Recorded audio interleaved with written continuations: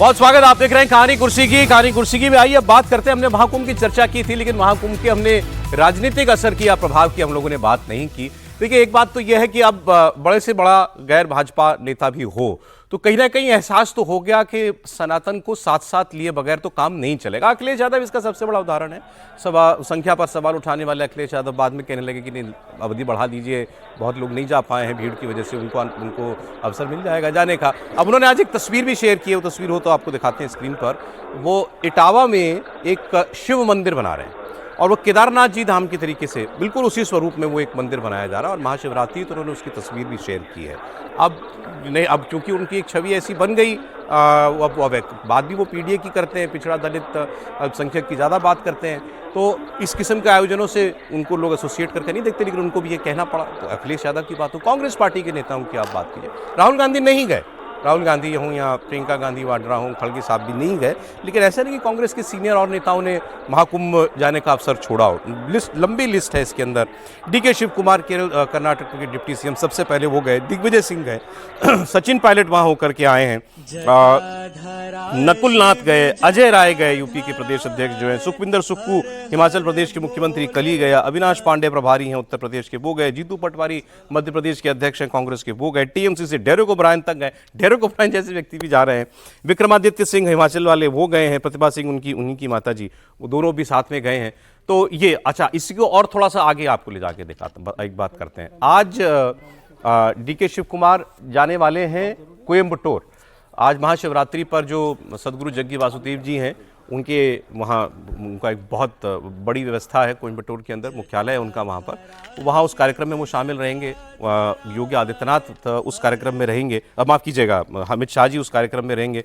इसकी बात हम लोग करेंगे, लेकिन पहले सर ये मंडल 90s वाला, फिर 14 के बाद कमंडल, या आप कहिए राम मंदिर आंदोलन के बाद अब ये जो इस वक्त चल रहा है और क्या। अच्छा, मुझे बिहार की खबर भी याद आ रही है, हम ये लोग बात कर रहे थे ये उस जाति का मंत्री बनेगा, इस जाति का, मतलब कमंडल प्लस मंडल चल रहा है। देखिए ये युग कौन सा है? ये जीवन की सच्चाई है। कमंडल और मंडल दोनों ही साथ साथ चलेंगे। अब इसको राजनीतिक पक्ष की आपने चर्चा की, तो जब आप डीके शिव कुमार की बात करते हैं, सचिन पायलट की बात करते हैं, सुक्खू की बात करते हैं, अखिलेश यादव की बात करते हैं, एक नाम छूट गया, थरूर, शशि थरूर जी का।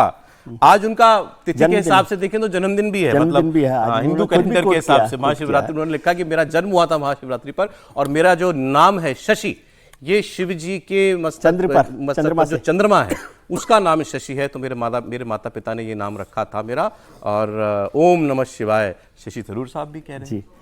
नहीं, तो ये बात ठीक है कि अब सब लोग आ रहे हैं, तो इसका राजनीतिक मतलब ये भी तो होता है कि इसका मतलब जो कुंभ में जा रहे हैं, जो अयोध्या जा रहे हैं, जो वाराणसी जा रहे हैं, वो सब भाजपा के वोटर नहीं है। बिल्कुल नहीं है, ठीक बात। इसका मतलब ये भी तो हो गया। हाँ। और वो तो हो ही जाएगा। यदि 60 करोड़ हिंदू भारतीय जनता पार्टी का वोटर होगा तो फिर तो कुछ कहना ही नहीं होगा। तो राजनीति को और तो इससे कोई पॉलिटिकल फायदा बीजेपी को नहीं है। मैं बिल्कुल आप लोग कहेंगे बिल्कुल संकीर्ण तौर पर बात नहीं, लेकिन हाँ कर रहा हूं, बीजेपी का फायदा है। लेकिन ये ना समझे कि सिर्फ इसी से फायदा हो जाएगा। जैसे इसको देखें हम कि मान लीजिए उत्तर प्रदेश के चुनाव होने वाले हैं, तो यदि आज योगी जी बैठ जाए कि भाई सब मैंने महाकुंभ करवा दिया है और 2027 का चुनाव पक्का है, तो उसमें थोड़े से सवाल खड़े हो जाएंगे। आपको हिंदू जो मानस है ना, वो दोनों के साथ चलता है। ऐसा नहीं है ना, जीवन तो केवल कुंभ में डुबकी लगाने से नहीं चल रहा ना, ठीक है। और इसलिए मैं वो जो खड़गे साहब कहते हैं कि उससे गंगा में डुबकी लगाने से गरीबी दूर नहीं होती, मेरे को तो नहीं मिला कोई खड़गे साहब के अलावा कोई आदमी जो ये कह रहा हो कि गंगा में डुबकी लगाने से गरीबी दूर होती है। ये दोनों ही अलग अलग मुद्दे हैं। ये आपने विचार जो दिया बड़ा अच्छा है, इसको जरा सोच के देखिए। मान लीजिए कि कोई इसमें बिहार से कोई व्यक्ति आया हुआ है और वो लालू यादव का समर्थक है, पक्के वाला, लेकिन उसको भी कुंभ देखने की बड़ी इच्छा थी और उसने सुना था कि भाई योगी आदित्यनाथ ने बड़ा अच्छा इंतजाम किया, चलो कुंभ देख करके आते हैं। तो कुंभ देख कर आए तो इसका मतलब भाजपा ही थोड़ी हो गया, भाजपा ही नहीं हो गया, लौट के फिर वापस वही वही रहेगी। लेकिन उसमें हो सकता है कि कुछ लोग हों जो इधर उधर घूम रहे हो, वो शिफ्ट हो सकते हैं। और कम से कम भारतीय जनता पार्टी का जो वोटर है वो तो इंटैक्ट रहेगा, पक्का होगा। और इससे कोई नाराज तो नहीं होगा कम से कम भारतीय जनता पार्टी से। ये भी एक बड़ा फायदा के तौर पे, आजकल तो नाराज हो जाना भी तो मुश्किल काम है ना।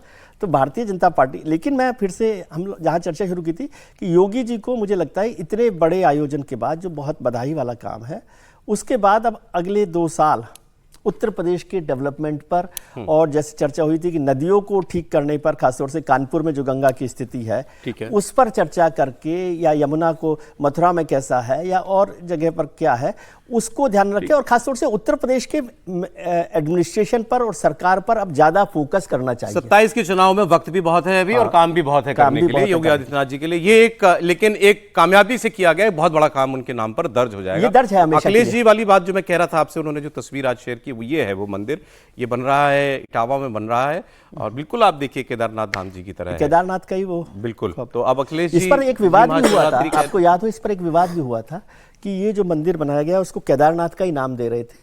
तो फिर केदारनाथ जो मंदिर बना हुआ है उत्तराखंड में, वहां के लोगों ने उस पर, प्रशासन ने आपत्ति की, तो अब इसके नाम में भी कुछ बदलाव किया गया। ठीक है, देखिए अब विपक्ष को समझ में आ रहा है कि भाई अब ये वाली धारा तो छोड़ी नहीं जा सकती है।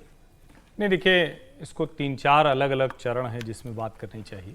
पहला तो ये कि क्या इससे सीधे राजनीतिक लाभ मिलता है? बिल्कुल लाभ मिलता है। लाभ नहीं मिल रहा होता तो नरेंद्र मोदी लगातार तीसरी बार प्रधानमंत्री नहीं होते। लाभ नहीं मिल रहा होता तो लगातार दूसरी बार योगी आदित्यनाथ नहीं होते। लाभ नहीं मिल रहा होता तो देवेंद्र फडणवीस फिर से मुख्यमंत्री नहीं बनते। लाभ नहीं मिल रहा होता तो देश के, जिसको कहें कि अब 28-29 में से ज्यादातर शायद 21 राज्य हैं, जो 22 हो गए दिल्ली मिला के, 21-22 हैं, तो इतने राज्य हो गए तो लाभ तो मिल रहा है।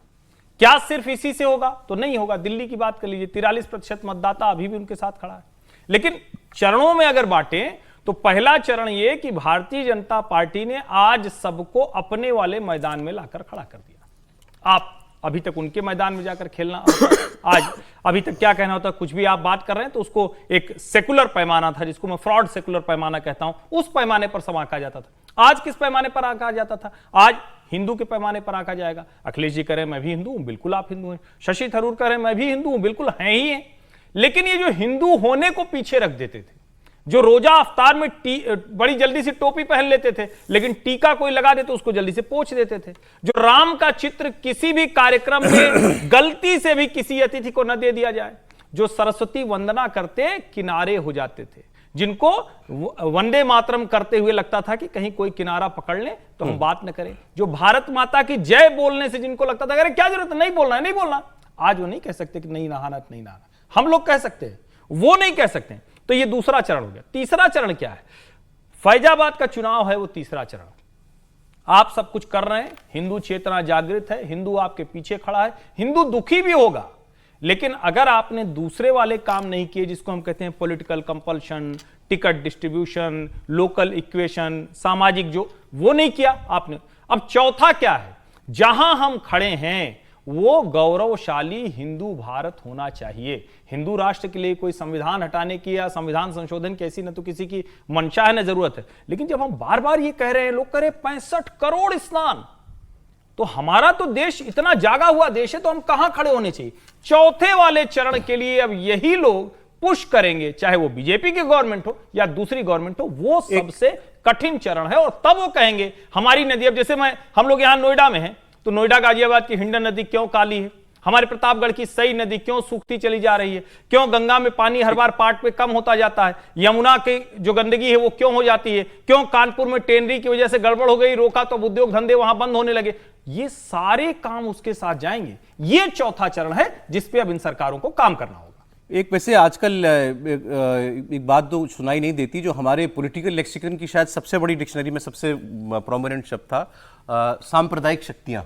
आजकल कम सुनने में आता है ये सारी तो है, देखिए ना, सांप्रदायिक शक्तियों की भीड़ लगी, चल पड़ेंगे तो लोग बह जाएंगे। पैराडाइम ही बदल गया ना, सांप्रदायिक शक्ति। जिन्हें सांप्रदायिक शक्तियां कहा जाता था वो आध्यात्मिक शक्ति में बदल चुकी है। अब उन्हें सांप्रदायिक नहीं, अब आध्यात्मिक के रूप में देखा जा रहा है। वो देखिए, ये एक पुनर्जागरण है 2014 के बाद जो पुनर्जागरण हुआ है सनातन का, जिसे कह सकते हैं जी।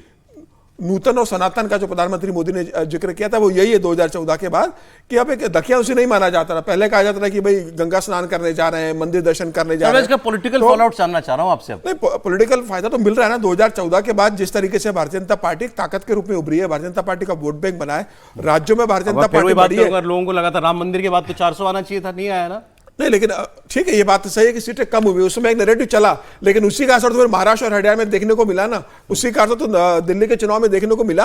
अब भारतीय जनता पार्टी जिस स्टेज पर पहुंच गई है, तो प्रधानमंत्री मोदी ने जो कहा था कि दिल्ली विधानसभा चुनाव जीतने के बाद अपने कार्यकर्ताओं को संबोधित करते हुए कि अब हिंदू संस्कृति के प्रति जो गर्व उत्पन्न हुआ है कि दूसरे लोग भी अब इसको वोट बैंक समझकर इसके पास आने की कोशिश कर रहे हैं। राहुल गांधी ने कोशिश की, अखिलेश यादव इटावा में मंदिर क्यों बनवा रहे हैं?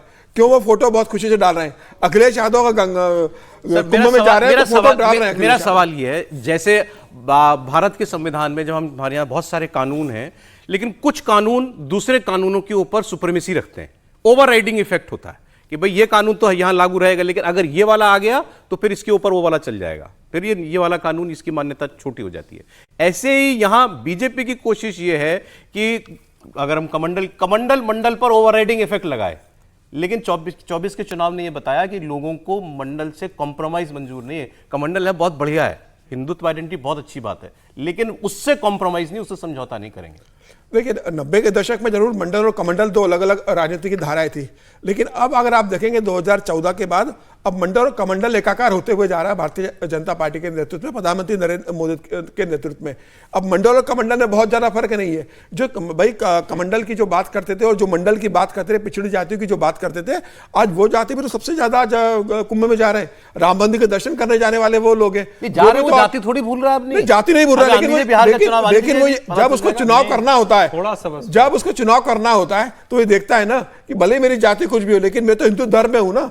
धर्म की छतरी में अगर सारी जातियां इकट्ठी हो रही है तो भारतीय जनता पार्टी कर रही है ना, और उन्हीं जातियों को तो सम्मान मिल रहा है। भारतीय जनता पार्टी से मंडल की बात कोशिश कर रही है वो करने की। सर मैं एक बात कहता हूं कि मंडल के आगे कमंडल नहीं चलेगा, ये हिंदुस्तान की राजनीति का सच है। आध्यात्म का, धर्म का सच अलग है। कमंडल के नीचे मंडल आ जाता है धर्म के स्तर पर, निजी स्तर पर, कि आप सब लोग एक साथ हिंदू जो है थोड़ा और करीब है, थोड़ा और निजी है, और उससे लोगों का हित जुड़ा है। तो वो कमंडल को आगे यदि आप मंडल को भूलेंगे तो ये बड़ी राजनीतिक भूल होगी। और आज का अभी तो देख रहे हो ना एक्सपेंशन, हम लोग जबरदस्ती की बात करते रहते हैं, फिर आप कहेंगे बिहार का एक्सपेंशन में सारा का सारा कमंडल है, वहां कौन सा मंडल आ गया है? हाँ। वो कमंडल आ गया है, वहां सारा मंडल है। एक अभी तो आप बता रहे कोरी है कि कुशवाहा है कि अति पिछड़ा है कि अति दलित है, तो वो बिना कमंडल के हिंदुस्तान की राजनीति नहीं चलेगी, ये सच है, आपको पसंद हो ना पसंद हो। आप इस पर एक कमेंट। नहीं, बस एक ही है। देखिए, ये जो संघर्ष है मंडल कमंडल का, बीते जमाने की बात है, ये हम पत्रकारों के दिमाग में ज्यादा है। कमंडल में मंडल समाहित हो चुका है, अब अलग नहीं है, उसके नीचे ऊपर जैसा कुछ है ही नहीं, वो आत्मसात कर चुके हैं, वो साथ साथ चल रहे हैं। अब कोई ये नहीं कह सकता है कि कमंडल की वजह से मंडल का हक मारा जा रहा है।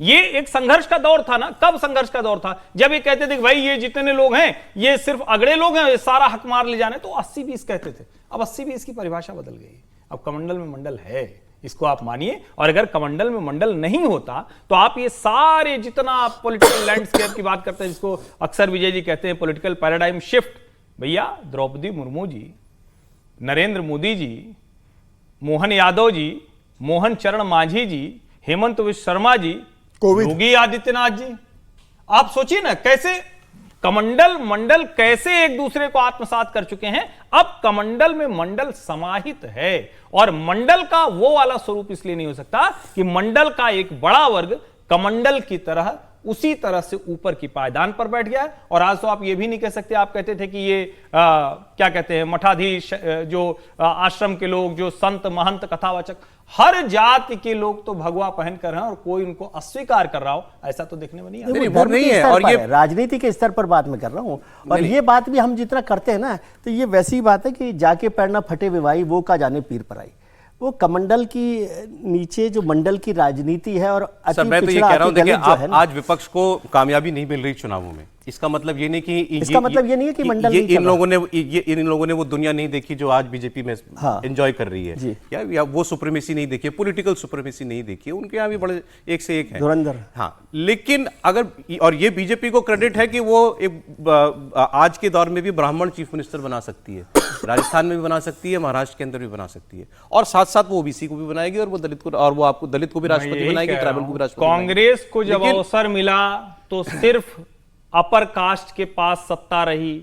इन दलों को जो अवसर मिला तो कोई एक यादव जाति का, कोई एक अनुसूचित जाति का, वहीं तक रही। भाजपा अकेली पार्टी है जिसने सबको अवसर दिया है, क्या अगड़ा, क्या पिछड़ा, क्या अनुसूचित जाति, क्या जनजाति, ये सबसे बड़ा है। तो इसका मतलब ये है ना कि आप मंडल की ताकत को समझ रहे हैं। एग्जैक्टली, और इसका मतलब ये है, और उनको एक मौका मिला ना, ये देखने की बात है ना। त्रिपाठी जी, एक मौका मिला ना 2024 में ऑपोजिशन को, मार दी, चोट लगा दी ना ये आपको। तो संभव नहीं है ना, आप ये तो नहीं कह सकते ना। और ये तो हम मानते हैं ना भाई कि ऐसा थोड़ी ना होगा कि कुंभ आयोजन हो गया, कुंभ नहा के लौटा, सब हो जाएगा। लेकिन उससे साथ साथ जितनी चीजें कर रहे हैं वो तय करती हैं। राजनीति में बहुत सी चीजें होती है, लेकिन आज की तारीख में कमंडल मंडल में संघर्ष नहीं है, कमंडल मंडल एक ही है। हम लोग विश्लेषण के लिए बार बार उसको कहते हैं। उन नेताओं की समस्या समझिए ना, वो इतने बड़े वोट बैंक पर बैठे हैं, इतना उनके साथ अभी भी लोग खड़े हैं, लेकिन फिर भी उनको सत्ता नहीं मिलती, क्योंकि बड़ा वाला अब इधर खिसक कर आ गया। अब उनके सामने उन्हीं के लोग खिसक खिसक कर चले जा रहे हैं। तो ये भी तो बड़ी चलिए, चीज़ है। इसको मजबूरी में समझिए कि रोज गाली देने वाले राजभर जी को आप